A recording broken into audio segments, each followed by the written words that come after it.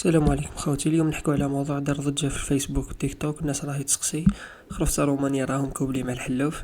بلا ما نقول لكم شكون اللي راه يخرج في الاشاعات هذه.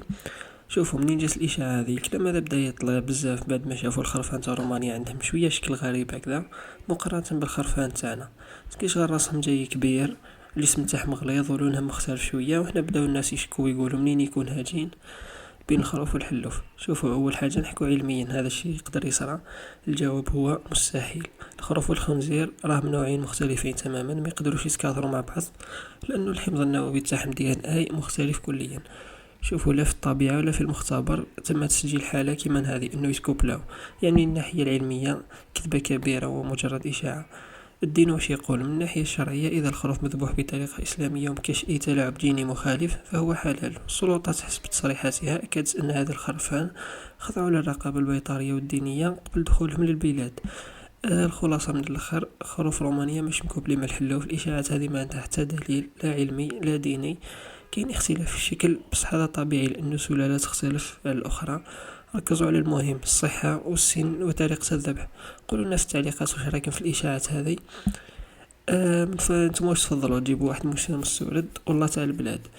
المهم هذا الإجابة على السؤال اللي وصل له اللي هو كيفاش مكوبلين من الحلوف كنا من الجهة هذه. هذه تبين انه الناس اللي تقول الشيء هذا جاهلين خلاص. يعني ابسط حاجة ما يعرفوش دي ان اي انه مستحيل يتكوبلاو. الموضوع الثاني على هما رخص بزاف على تاعنا. نورمال الفرق تاع السومة بلا ما نهدر. تاع البلاد دابا يدير قريب 12 مليون، هنايا تاع رومانيا ويدير 4 ملايين. اول سبب علاه رومانيا رخص بزاف. اول حاجه الدعم الفلاحي في رومانيا. رومانيا دولة أوروبية وفيها فلاحين يستفادوا من دعم مباشر من الاتحاد الأوروبي.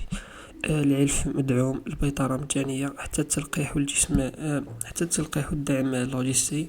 يعني تكلفة تربية الخروف عندهم أقل بزاف من عندنا.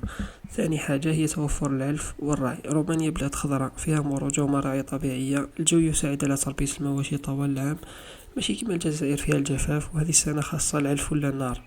ثالث حاجة الإنتاج الكبير والسعر الأقل. كل ما زيد الكونتيتي كل ما يطيح السومة. رومانيا تنتج مئات الآلاف من الخرفان سنويا، وكاين فائض يعني لازم يبيعوا برا. كيصدروا لنا يحبوا يربحوا ولو قليل، المهم يتصرفوا على الإنتاج. رابع سبب الدولة الجزائرية دخلت. الدولة الجزائرية العام هذا جابت خرفان عبر الاستيراد الرسمي باه تكسر المضاربة وتوفر البديل للمواطن. يعني السبب اللي يوصل، يعني السعر اللي يوصلك راهو شبه مدعوم.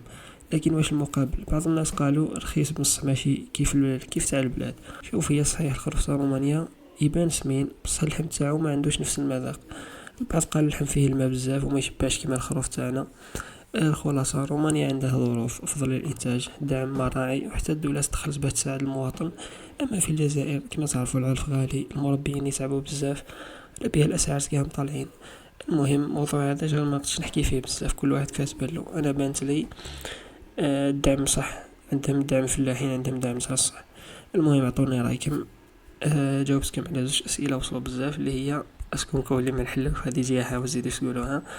ثاني حاجه علاه الاسعار تاعهم رخيصه باسكو صح عندهم دعم وعندهم. نتوما في بالكم الجزائر خضراء، كون تشوفوا رومانيا جنه. يعني المراعي يطيشوا على راسهم مش كيما البلاد. المهم جاوبتكم شويه اسئله على خروف تاع رومانيا، وان شاء الله تكون طار لكم خروف. احكوا لنا التجربه تاعكم في التعليقات، وان شاء الله صحه عيدكم مقدما.